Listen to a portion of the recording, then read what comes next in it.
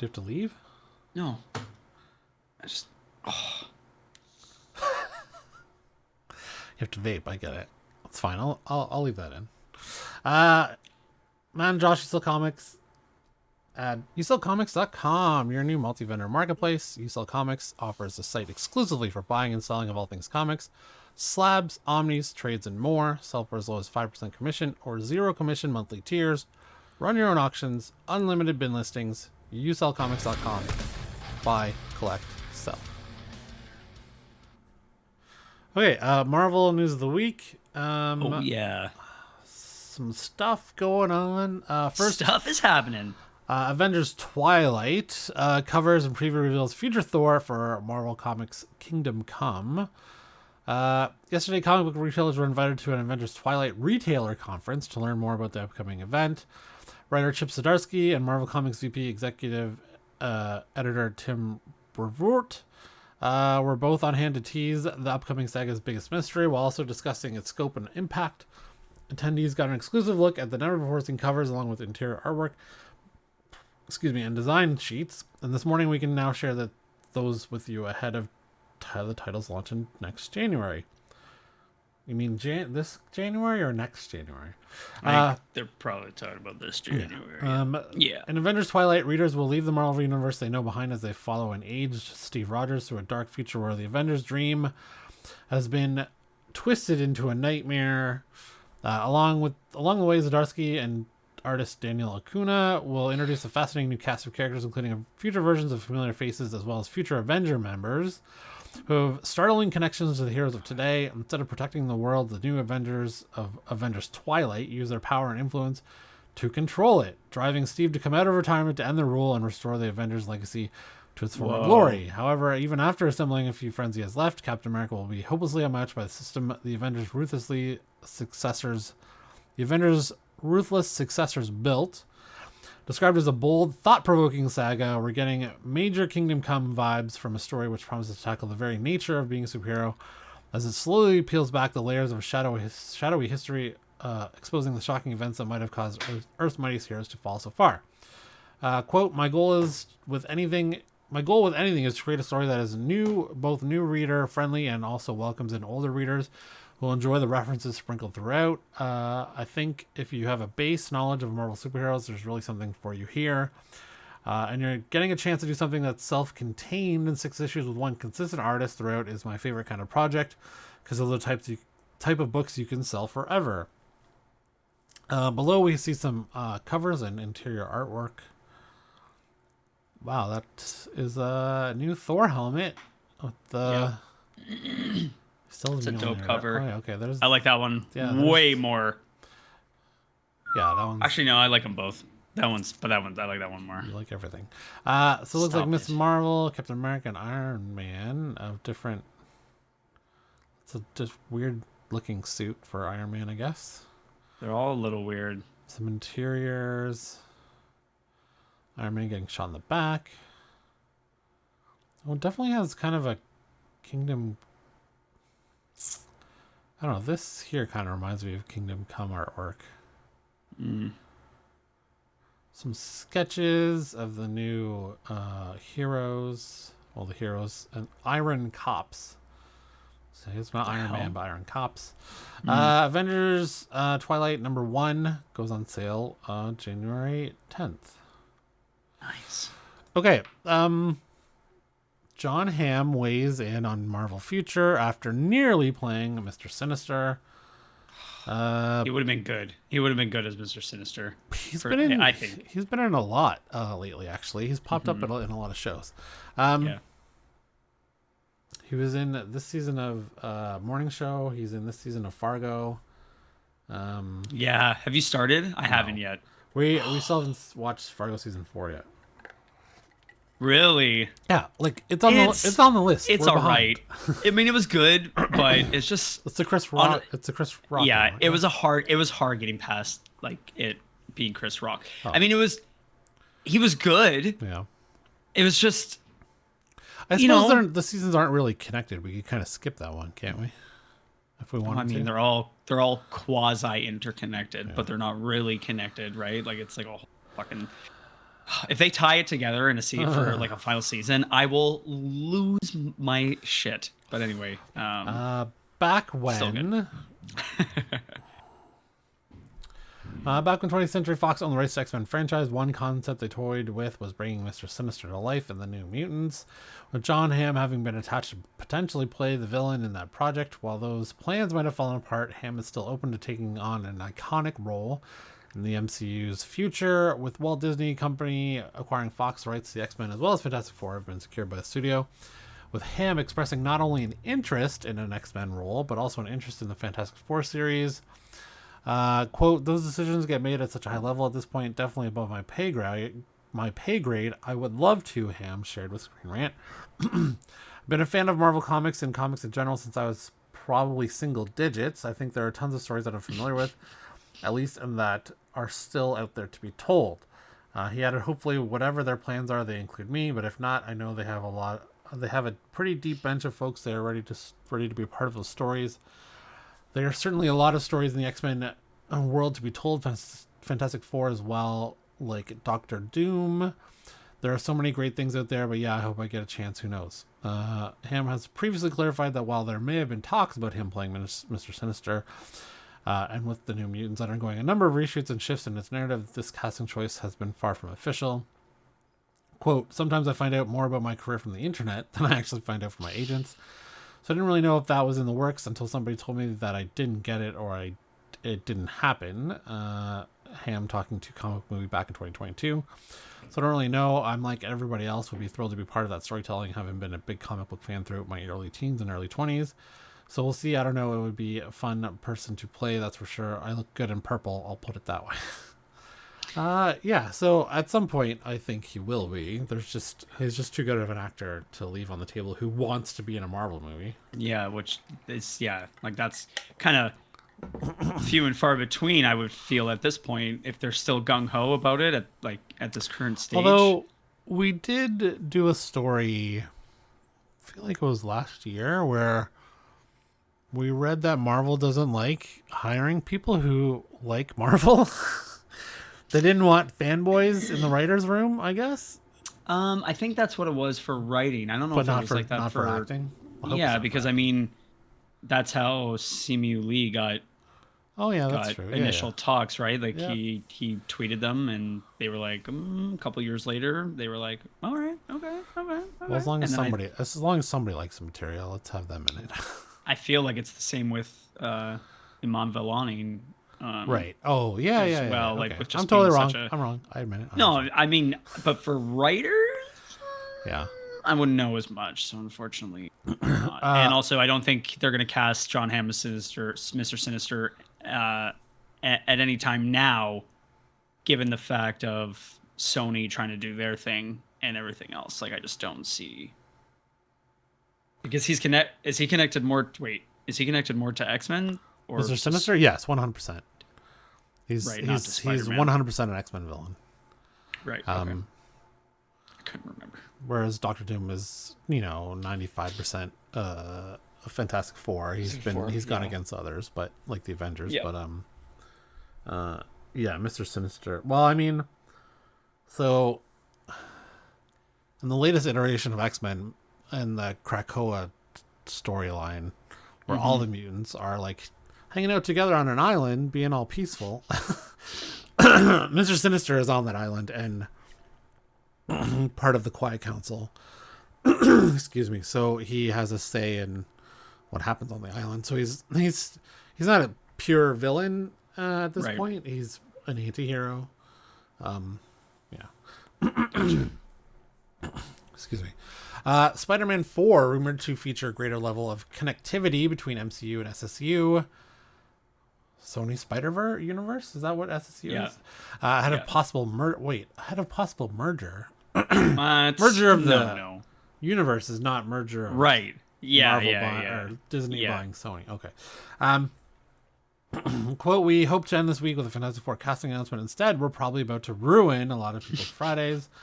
Sony Pictures and Marvel Studios first reached a deal to share Spider-Man in 2015, and with that, the stage was set for Peter Parker to join the MCU, which he did in a number of movies. However, when cameras were rolling on Spider-Man Far From Home, Sony execs decided they no longer needed Marvel Studios' help, And with that, Spidey was set to swing back into what was known as the SSU. Had that happened, Spider-Man No Way Home would have looked a lot different, and we still don't know. Sorry, someone's calling me.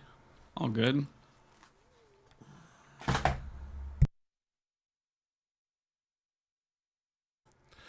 Sorry for the temporary break. Had a little client emergency. Anyways, back. Yeah. Where were we? Oh yeah. Had that happened, Spider-Man No Way Home would have looked a lot different.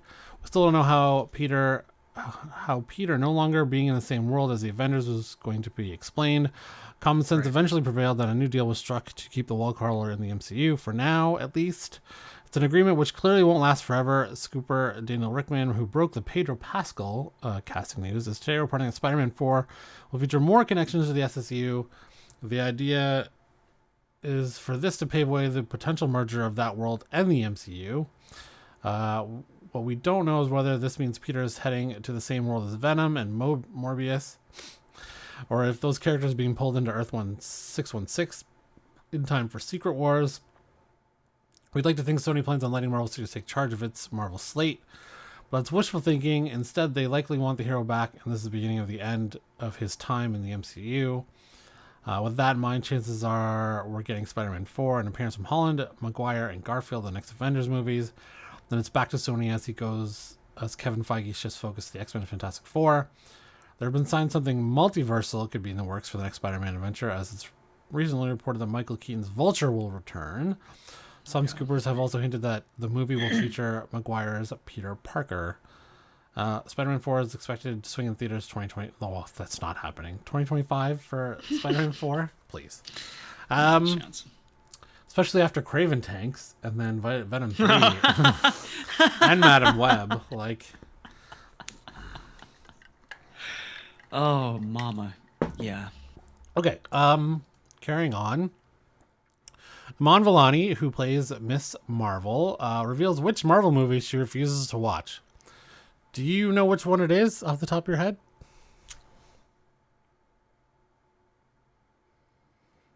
Take a guess. I don't know. Okay, so she refuses to watch the one that we've never watched. Dark Phoenix. An interview with New Rockstars on YouTube, Vellani spoke about that major cameo in the Marvels that saw a fan favorite from the original X-Men movie make a special appearance. She was asked about which specific universe this scene took place in, and Vellani guessed that it was the same one as the first 3 films of the X-Men series. While Vellani couldn't say for certain, she added that she'd be happy with it being from any X-Men universe before correcting herself, noting that she wouldn't be fine with Dark Phoenix, a film that she continues to avoid to this day. Any X-Men universe is fine. That's not true, Vellani said. I was going to say any X-Men universe is fine with me, but I still refuse to watch Dark Phoenix. As a number of us do. I have never seen it. Josh has never seen it. Not a lot of people saw it, as I think it did not do well at the box office either. No, but it was... The main portion here is that it was very poorly written, and it didn't do anything for continuity for the past... How many films did they fucking do? We've had the Phoenix 3 story. And then 3. We've had the Phoenix story twice now. Will Marvel do it a third time and get it right? If they do choose to do it, they won't be doing it for a while. I don't think anyway. I don't think it'll be 10 years at least before they start to even tackle that idea. I would agree. And even then, when they start doing X-Men, they'd have to wait at least a couple movies before they bring. That's not the first storyline you start with out of the gate. Absolutely. Okay, WGA threatens to sue Amazon over live-action Silk Spider Society television series. First announced in September 2020, it seems that Sony and Amazon live-action Silk adaptation is still moving forward. Titled Silk Spider Society, the most recent update on the series had Amy Pascal, Phil Lord, and Chris Miller executive producing the series, along with Walking Dead's Angela Kang, set to serve as showrunner. Chilling Adventures of Sabrina actress Adeline Rudolph was said to be in the frontrunner to star as Silk. It's also worth noting that Tiffany Espensen actually appeared as a character in Spider-Man Homecoming. For those unfamiliar with the character, Cindy Moon, aka Silk, first appeared in Dan Slott and Humberto Ramos' Amazing Spider-Man #1 in 2014. The series imagined that Moon, a Korean American, was also bitten by the same radioactive spider just moments after it bit Peter Parker. However, unlike Peter, Moon was locked away in a research facility by Ezekiel, a pseudo-villain that's set to serve as a primary antagonist in the upcoming Madam Web film, played by Tahar Rahim. Given the character's ties to Ezekiel, it seems safe to assume that the project will tie into the Sony Spider-Man universe, which currently consists of Venom, Kraven, Morbius, Madam Web. There's also a Silver Sable movie in development as well. Now, the WGA is looking to potentially sue Amazon as the series has not restarted its writer's room following the end of the writer's strike. This is a violation of the agreement that ended the strike back in September. The specific point of contention is that writers are not being paid since the shows are still dark, yet they can't go and find new work because they're still contractually obligated to remain available for Spider Society. Silk Spider Society is one of numerous shows that Amazon has yet to restart development on since the strike has ended. Weird. It's weird that they have... Well, I mean, it's not weird that they haven't restarted one writer's room, but they've not restarted a bunch of writer's room. Mm-hmm. It's like Amazon just asking to be sued for multiple... From multiple lawsuits. Like, it's part of the... Yeah. And they signed the deal. Was Amazon not part of the... signing the deal to end the strike? I could have swore that they were on the studio side of it, but maybe I'm wrong. Maybe we're wrong. I don't. Well, it's not surprising Amazon is screwing over its workers. Not zero. I suppose is the lesson in that. You think? Yeah, I mean, I'm assuming the writers' room for Lord of the Rings is going. I think the Wheel of Time writers' room is still going too. Yeah, I would probably agree to that. So they brought some. I'm sure they brought some back. Okay, last story from Marvel. I guess Sony. It ties in with Sony still. Sony Pictures has been attempting to get a Sinister 6 movie off the ground since the mid 2000s. Yeah. The idea first came up before The Amazing Spider-Man 2 was released, and when the 2014 sequel meant to set the stage for that team of villains to assemble in a spin-off project. Andrew Garfield's Peter Parker was set to be the sixth member of the team after being fooled into joining the ranks by resurrected Norman Osborn. Based on what little we know, the whole thing would have been a disaster. Sony executives agreed, hence why a deal was struck with Marvel Studios to bring Spider-Man to the MCU in Captain America Civil War. The same year, Sinister 6 was supposed to be released.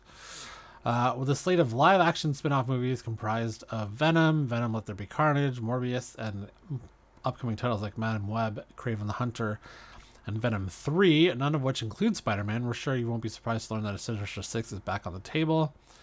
According to Scooper Daniel Rickman, Sony is currently developing the project will feature its spin-off characters.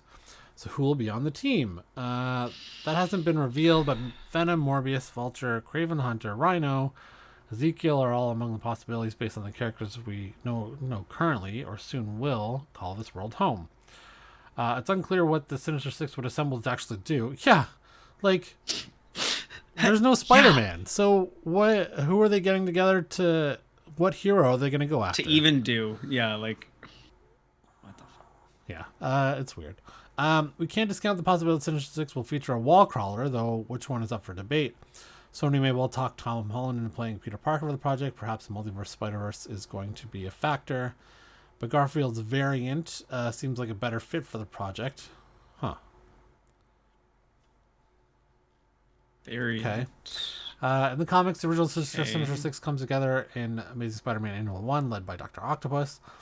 The team included Vulture, Sandman, Electro, Mysterio, Kraven, while Doc Ock has generally made its leader. Sinister Six has been traded in multiple iterations with different rosters and figureheads. Are you excited about a Sinister Six? No.